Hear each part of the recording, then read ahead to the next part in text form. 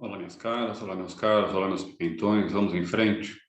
A gente começou a ver, então, o período pré-crítico de Kant, assim chamado período pré-crítico, tá? Pré-crítico, obviamente, porque vem antes da crítica da razão pura. E agora vamos começar a ver um outro grupo de escritos, um outro momento nesse desenvolvimento, tá?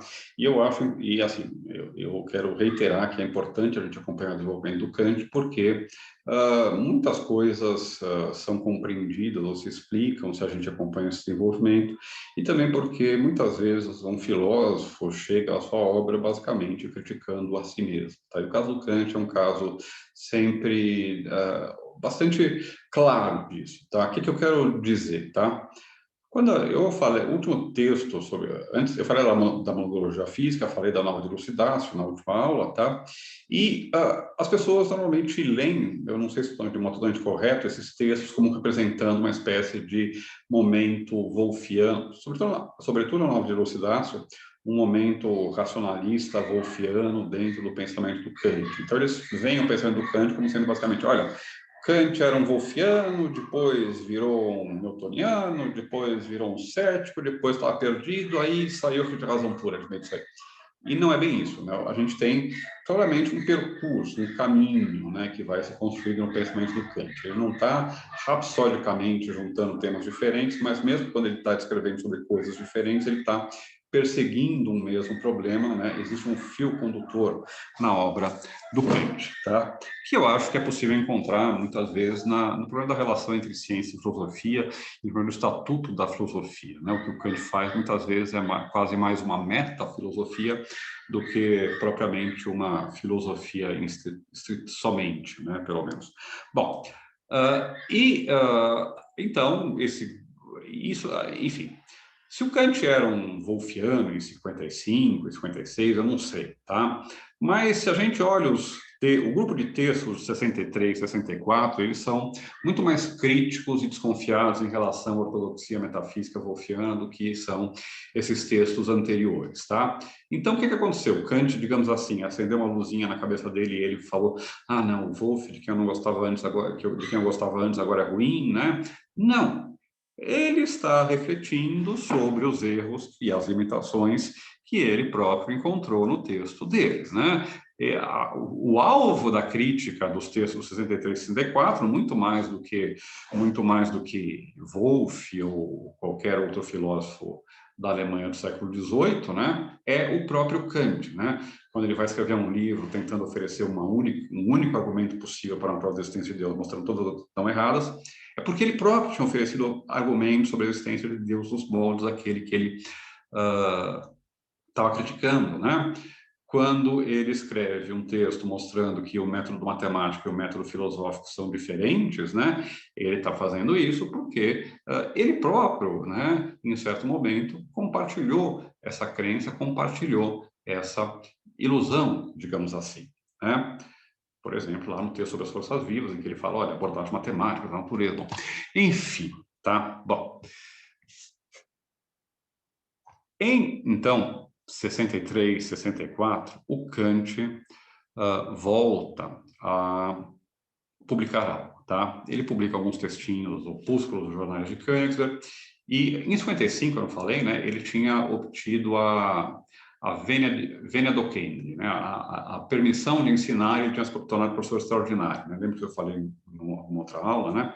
Então, ele virou professor extraordinário, dava um monte de aulas para conseguir sustentar, né, para conseguir receber salários dos alunos, e durante esse período ele já era professor universitário. Mas em 62, 63, ele escreve vários textos, que são publicados em 63, 64, a gente não tem uma discussão para saber qual é a ordem correta, qual é a cronologia correta, tá? Mas é um grupo de textos que compartilham algumas preocupações comuns, tá? O primeiro desses textos é a assim chamada Ensaios sobre a falsa sutileza das quatro figuras silogísticas, tá? Não interessa a crítica que o Kant faz, ele fala, olha, as quatro figuras do silogismo podem ser reduzidas a uma só, é um exercício de lógica aristotélica, mas o ponto básico, o ponto que aparece aí, que vai se repetir ao longo dos escritos 63 e 64, é a insuficiência da lógica, ou, se a gente quiser ser mais amplo, do pensamento meramente conceitual em atingir a existência. É uma crítica das pretensões em geral, da lógica, né, de querer ditar o que acontece no plano não lógico, mas ontológico. É, então, uma crítica, né, daquela posição fundamental típica da escolástica alemã do século XVIII, que estabelece esse paralelismo absoluto entre plano lógico e plano ontológico. Em cada um desses textos, o que o Kant faz é mostrar, olha, aqui não dá certo. Se a gente usa a lógica formal, estritamente, se a gente pensa em termos puramente lógicos, né, a gente não é capaz de dar conta destes fenômenos aqui, né? E isso começa, então, lá no texto sobre a falsa sutileza. Mas talvez fique mais claro o que eu quero dizer quando a gente examina outro texto desse período, que é o texto sobre as grandezas negativas. Deixa eu ver se tem aqui para o título inteiro, porque chama-se Ensaio para introduzir em filosofia o conceito de grandezas negativas, tá? E o que o Kant quer fazer nesse texto? Ele fala, olha, a oposição meramente lógica ou matemática, a negação meramente lógica ou matemática, não corresponde à negação real, aquilo que acontece na realidade.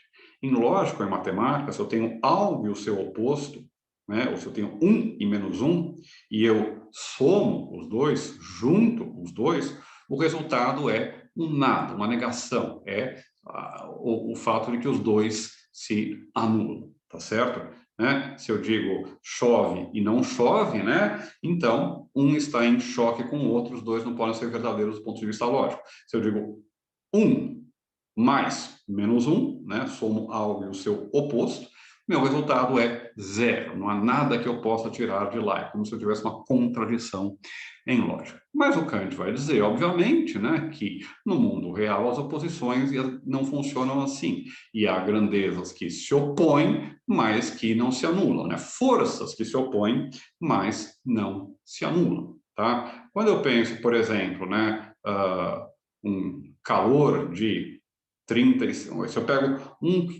dá um exemplo bobo, tá? Não precisa entender. Se eu pego um balde de água, né, quente, e pego um balde de água gelada e junto os dois, né, o resultado não é uma contradição ou um zero, um nada, um nível privativo, não é? Não, o meu resultado é água morna, tá? Ou água fresca, não sei, tá? Mas, enfim, se enfim, se eu digo que se eu pego branco e preto, né, a união de todas as cores, o branco, né, e a ausência total de cor, o preto, e misturo as duas, tá? O resultado não é um nada, um indeterminado, é um cinza que ele próprio é uma cor, tem cabelo, enfim. O ponto dele é, olha, tratar a negação do ponto de vista puramente lógico não é suficiente. E o que isso significa? É um ponto importantíssimo, tá? Isso significa que parecem haver relações reais entre os corpos, entre as substâncias, né, porque ele ainda fala de substâncias nesse período, né, que não podem ser tratadas do ponto de vista puramente lógico, somente, por exemplo, com o princípio de não contradição. Ele começa a mostrar que tem uma rachadura, né, no navio, né, no bote do nosso amigo Wolff, tá? E os dois outros textos do período, que são obviamente os dois mais importantes desse período, também seguem mais ou menos nessa mesma linha, tá? Eu não vou me estender muito neles, porque senão iria ficar muito tempo, tá? Porque são textos sobre os quais eu já escrevi, que eu estudei, que eu gosto muito, tá? Que são, primeiro, o ensaio sobre Deus, o ensaio que se chama, que a gente chama de Beweisgrund, né? Que é o único argumento possível para uma prova da existência de Deus, né? Em que o Kant basicamente faz o quê? Ele critica as provas tradicionais da existência de Deus e tenta fornecer uma prova, ele próprio, baseada no conceito de possibilidade, tá? Mais uma vez, não interessa a gente aqui entrar no texto, nas sutilezas do texto, né? Embora seja um texto interessantíssimo, tá? Mas eu quero apresentar a conclusão de vocês, que é uma tese que depois vai reaparecer no Kant Maduro e que é uma tese revolucionária dentro do Kant. E ele vai dizer o seguinte: quando ele vai criticar a prova ontológica, o que é prova ontológica? A prova ontológica diz, olha, Deus é um ser onipotente, onisciente e etc. Né? Ou seja, Deus tem todas as qualidades positivas. A existência é uma qualidade positiva, um predicado. né? Se Deus tem todos os predicados positivos, então Deus também tem o predicado de existir, e, portanto, do próprio conceito de Deus, eu posso, logicamente, deduzir a existência de Deus, tá? Mais uma vez, do plano lógico, né, da reflexão, eu passo para a existência, para o concreto, tá? Reflexão sobre o conceito de Deus, eu passo, né, para a existência de Deus. E aí, ele vai dizer, não, meu amigo, por quê? Porque a existência é uma coisa absolutamente sui generis, tá? Isso no mundo real, que a gente vê, toca, tal, isso que a gente chama de, que a gente quer dizer quando a gente fala que algo existe, tá?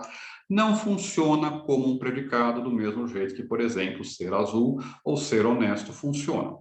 A gente pode imaginar, não é como se Deus imaginasse todas as coisas de um certo jeito e depois acrescentasse mais uma característica que é a existência. Por quê? Porque se Deus fizesse isso, ele iria pensar uma coisa e criar outra coisa diferente. Tem um argumento teológico contra a existência ser um predicado. Mas tem também um argumento lógico contra a existência ser um predicado, que é uma consequência, que está ligado com esse argumento teológico, né? O fato de que a existência não altera o conceito, né? Um conceito existente tem exatamente o mesmo conteúdo que um conceito não existente. Se eu imagino uma nota de R$200, né, e ela é verdadeira e está no meu bolso, as propriedades dela são exatamente as mesmas que as propriedades de uma nota, né, que eu imagino, uma nota de 200 imaginada, né? A única diferença entre elas, né, é que uma existe e outra não. Todas as outras propriedades, as duas têm absolutamente do mesmo modo, tá?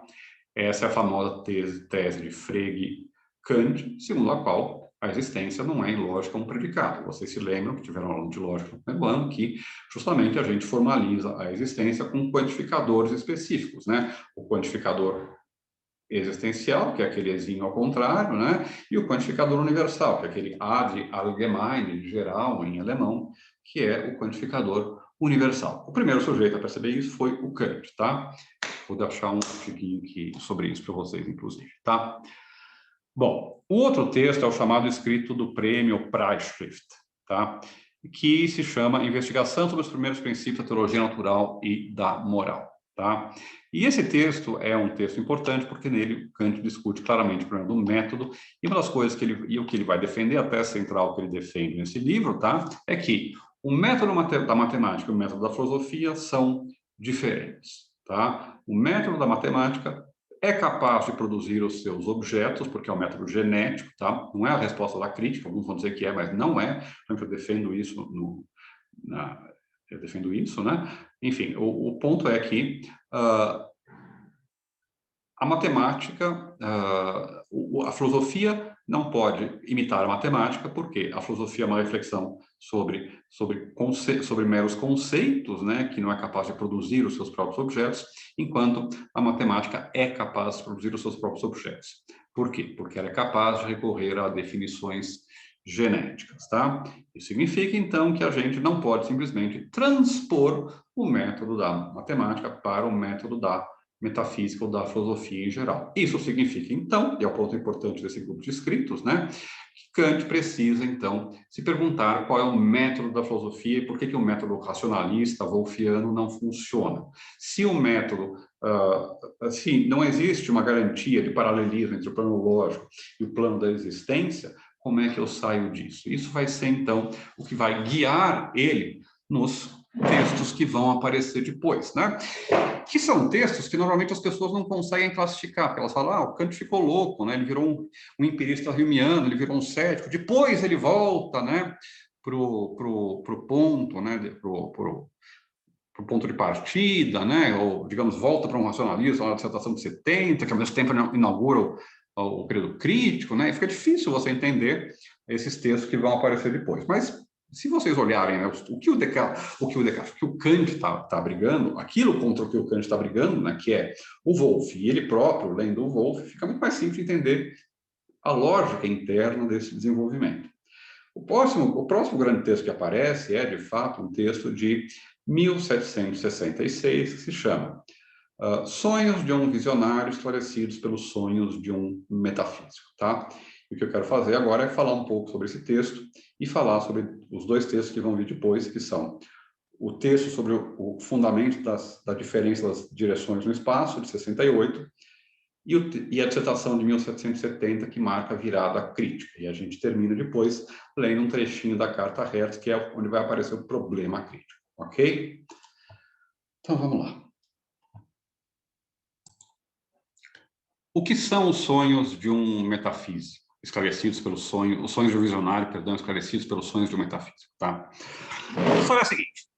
Tinha um sujeito lá na Suécia, que era um professor universitário, muito famoso, era o Wolf da Suécia, ele era super bem sucedido, que se chamava Emanuel Swedenborg, tá? E talvez quem é espírita aí já tenha ouvido falar do Emanuel Swedenborg, tá? Já vamos saber por quê, né? E o Swedenborg, além de escrever livros de engenharia, matemática e assim por diante, né? Balística, fortificações, ele começou a escrever uma série de livros chamado Arcana Coelestia, né? Os Mistérios do Céu. 8 ou 9 grandes volumes enormes, tá? E as pessoas ficaram loucas com esses livros, né? Esses livros viraram best-seller na Europa, né? Todo mundo lendo, né? E assim, pedindo para o Kant, Kant, me dá, o que você acha disso, né? O que tinha nesses livros?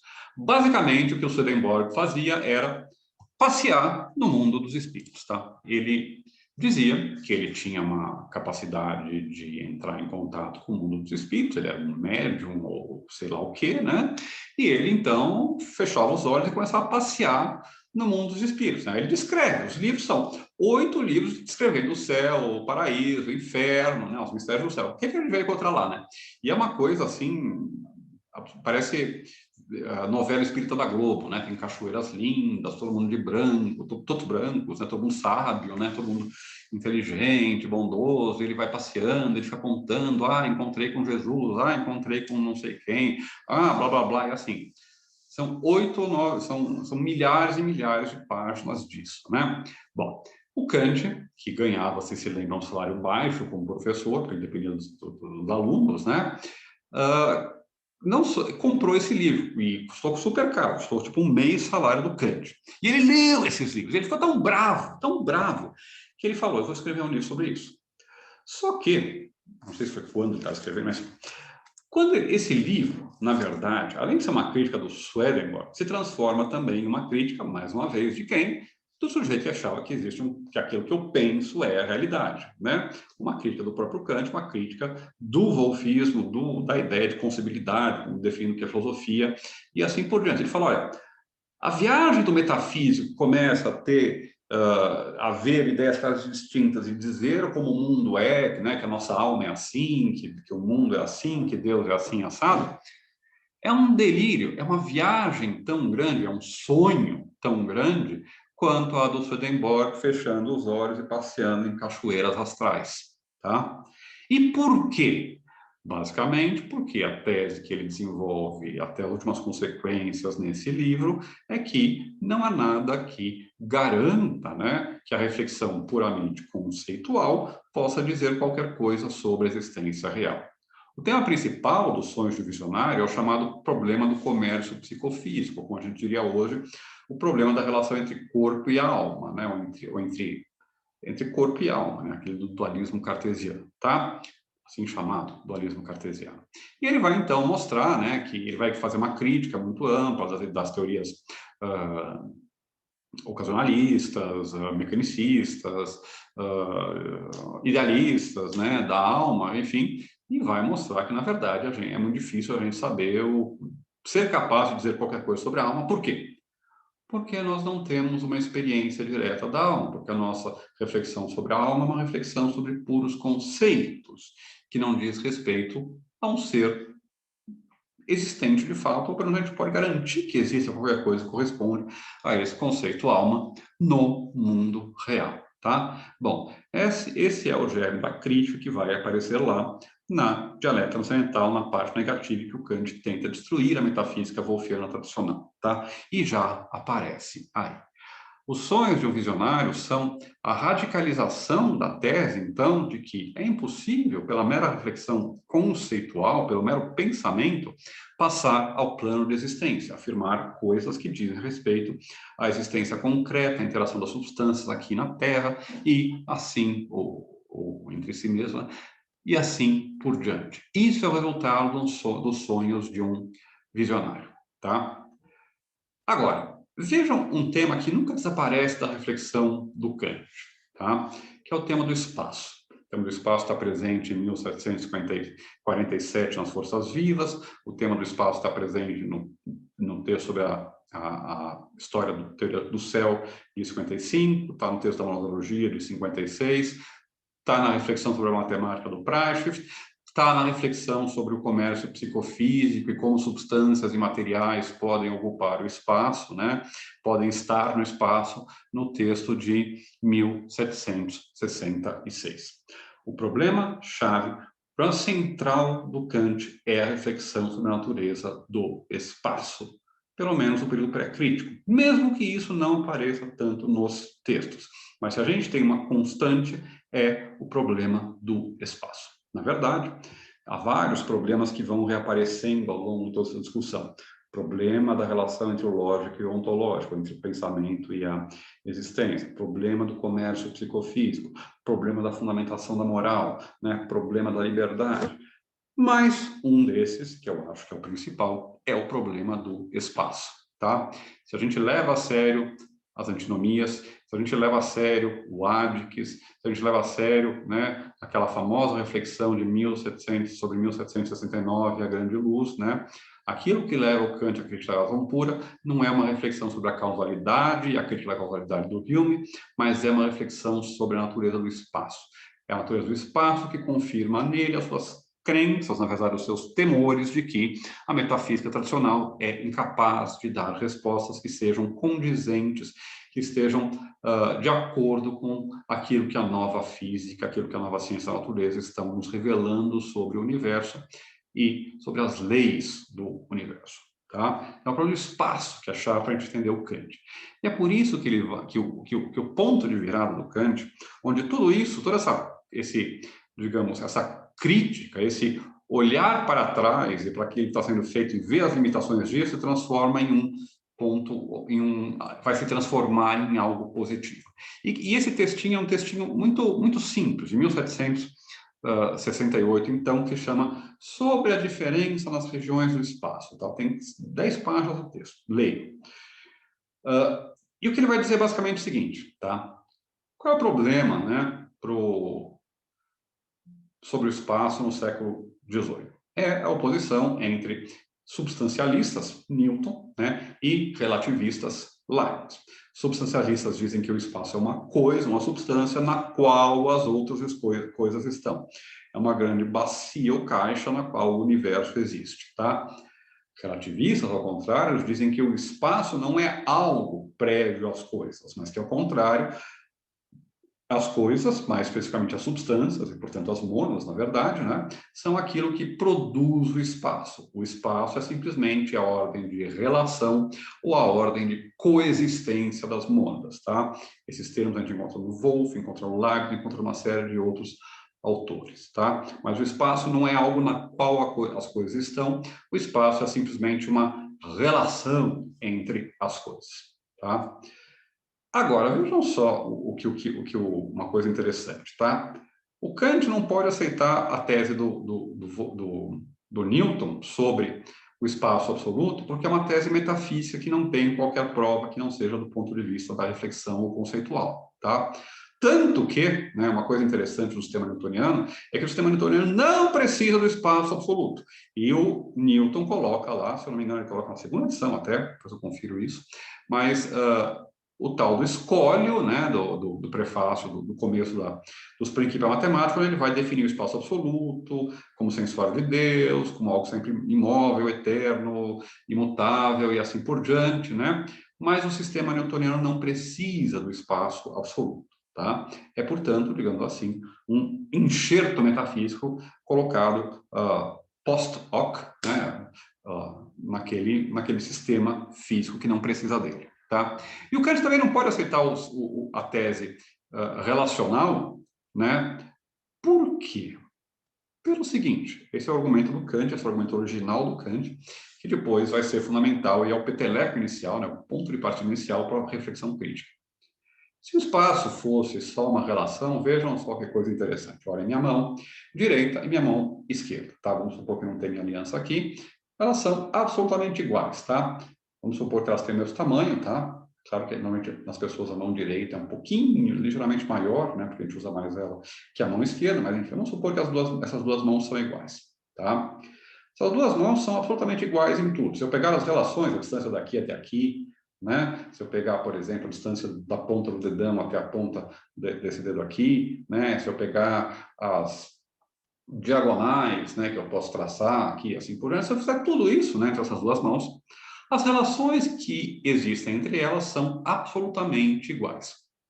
Segundo a teoria relacional do espaço, isso significa, então, que do ponto de vista espacial, minha mão direita e minha mão esquerda são a mesma coisa, porque elas carregam, elas coordenam as mesmas relações espaciais, elas implicam nas mesmas relações espaciais. E, no entanto, basta vocês colocarem uma mão sobre a outra, vocês veem que elas são diferentes. Uma é orientada para a esquerda, né? E uma orientada para a direita, tá? Bom, o que é que isso significa? Se eu tentar usar a luva da minha mão direita na minha mão esquerda, ela não vai entrar, né? E vice-versa, tá?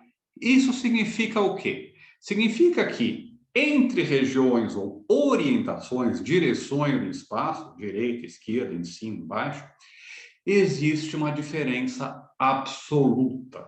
Uma diferença que não pode ser reduzida a meras relações conceituais, tá? Cuidado que o fato de existir uma diferença absoluta não significa que o Kant está adotando a teoria absolutista, ou a concepção absolutista do espaço de Newton, que é simplesmente uma teoria metafísica que não pode ser provada por métodos meramente conceituais. O que o Kant vai tirar desse exemplo que ele dá, do que ele chama de contrapartes incongruentes, são coisas iguais, mas que não são congruentes, que não podem ser colocadas uma em cima da outra, né? É que o espaço carrega um aspecto, o espaço é intuitivo. Ele não pode ser resolvido, ele não pode ser tratado pela mera reflexão. Existe um aspecto intuitivo no espaço que depende da nossa experiência do espaço, que depende do modo como a gente concebe o espaço, que é, por exemplo, o fato do espaço ter ele próprio direções, né? Bom, isso significa também que eu não posso aceitar nem nem a solução leibniziana, nem a solução newtoniana, então eu tenho que procurar uma outra solução, uma terceira via, tá? E vejam só, né? Muitas vezes vocês vão encontrar nos livros o Kant sendo apresentado como o Kant é o autor que na sua filosofia crítica faz uma síntese entre o empirismo e o racionalismo. Bobagem, tá? Todos os autores faziam sínteses entre elementos racionalistas e empiristas. A síntese que o Kant busca operar, a oposição com a qual o Kant trabalha, é essa da teoria relativista do espaço do nosso amigo Leibniz e a teoria absolutista do espaço do Newton. E é a reflexão sobre o espaço, que é um conceito que é, ao mesmo tempo, metafísico e físico, que leva ele aos problemas da crítica da razão pura. E se a gente pensa isso, fica absolutamente fácil entender qual é da sua próxima obra. Tá? Deixa eu tinha separado aqui, né? Que é a assim chamada Dissertação de 1770, que é o texto que ele escreve em 1770, justamente para receber, né, o lugar de professor ordinário, né, não mais extraordinário, não mais só recebendo, né, pelos alunos, mas recebendo como funcionário da universidade, né? E vejam qual é o título dessa obra, tá? É dissertação acerca da forma e dos princípios do mundo sensível e inteligível. Então, o que o Kant tenta fazer aqui é, sem sucesso, porque é um livro que tem problemas, né? A síntese, a mediação entre as exigências metafísicas dos wolffianos e as exigências metafísicas da nova ciência, da física newtoniana, e em particular daquilo que tem a ver com espaço, tá? E vejam como ele está justamente trabalhando com essa dualidade, com o fato de que a filosofia dele se constrói sob dois aspectos, tá? A forma e os princípios. tá? A estrutura e as leis que regem, né? Uma coisa que que a gente pode considerar a priori, uma coisa que a gente pode considerar posterior, tá?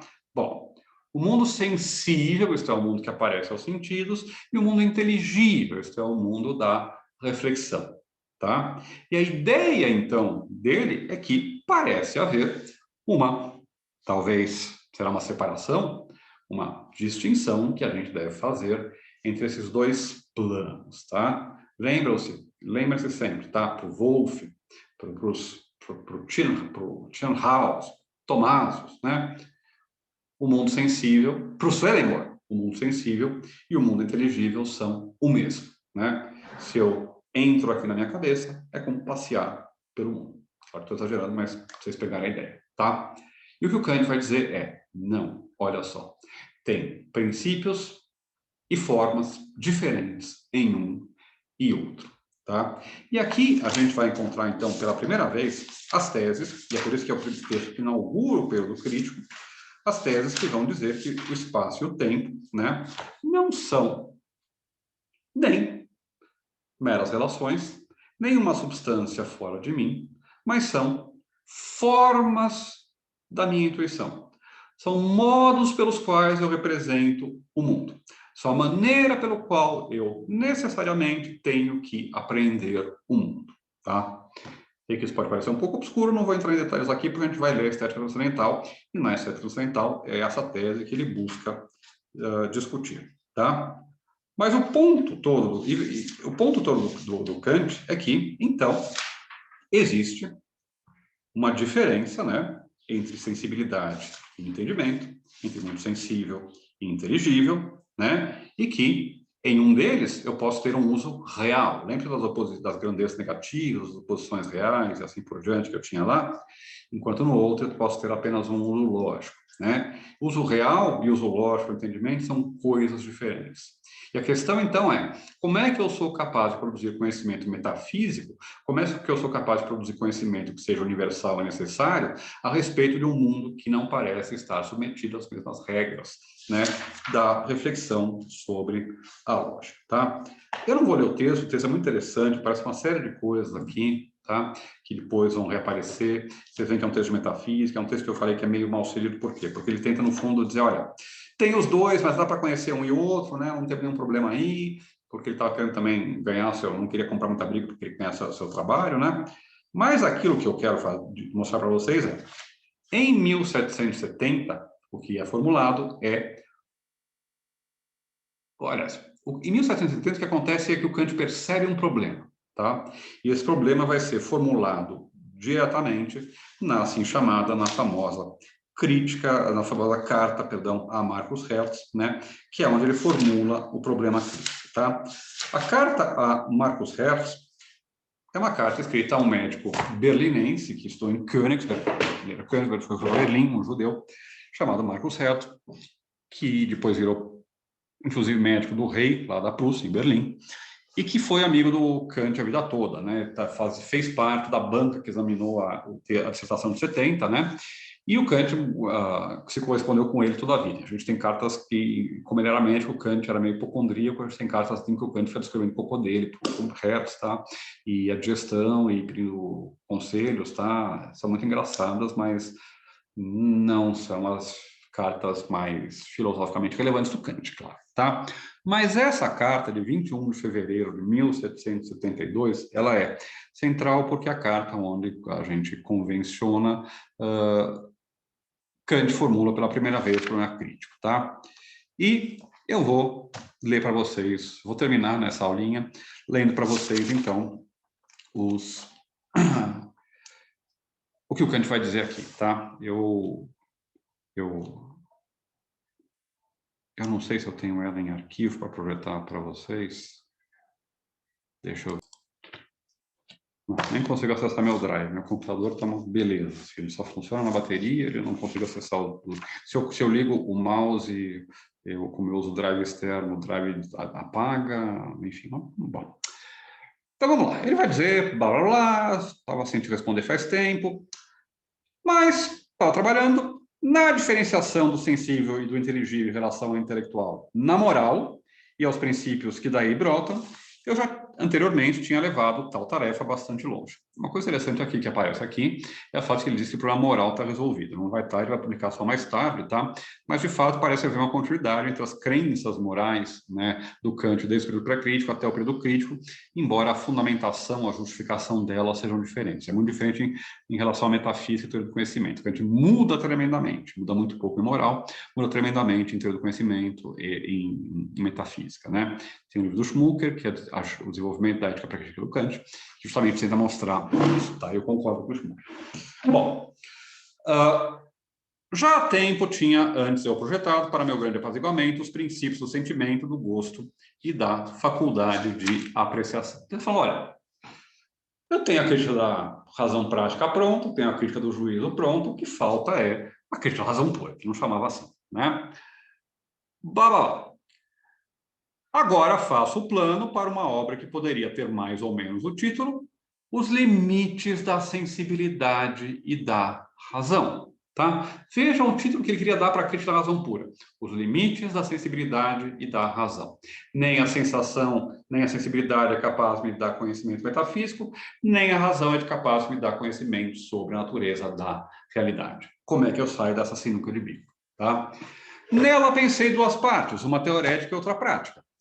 A primeira continha duas seções, a fenomenologia em geral, né, a teoria dos fenômenos, a estética transcendental, e a segunda, a metafísica, na verdade, somente segundo a sua natureza e método, ou seria dialética transcendental, talvez analítica, tá? A segunda, igualmente em duas seções, os princípios gerais do sentimento do gosto do desejo sensível, que vai cair na crítica do juízo, e também os primeiros fundamentos da moralidade. Então vejam como Kant já tem aqui na cabeça o plano da crítica da razão pura. Ele fala depois, em 3 meses vou terminar. Vai demorar quase 10 anos, né, mas termina uma hora, tá? Mas agora, vejam só, eu vou ler para vocês e com calma para vocês perceberem que chega aqui o plano da crítica.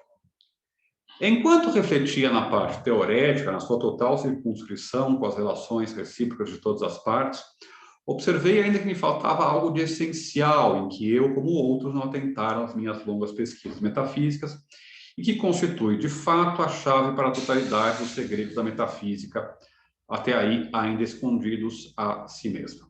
Perguntei-me, nomeadamente, sobre que fundamento, Grund, repousa a relação daquilo que se chama em nós representação, Vorstellung, tá? Ideia do Descartes, dos ingleses, com o objeto, Gegenstand, tá? Vou ler de novo. Perguntei-me, nomeadamente, sobre que fundamento repousa a relação daquilo que se chama em nós representação com o objeto. Se o sujeito, se a representação contém somente o modo como o sujeito é afetado, então é fácil perceber que aquele é conforme a este e como este efeito está conforme a nossa causa, né? Do mesmo modo, se aquilo que em nós se chama representação fosse ativo, se eu fosse Deus, tivesse intuição intelectual, também seria fácil compreender. Como não é fácil de compreender, o que eu tenho que fazer? Escrever a crítica da razão pura, e é com ela que vamos agora. Tá ok, minha gente? Bom, até logo, minhas caras e meus caros. Até logo, meus manjericões. Vamos, então, na próxima aulinha, começar a leitura da crítica da razão pura. Ok? Tchau, tchau.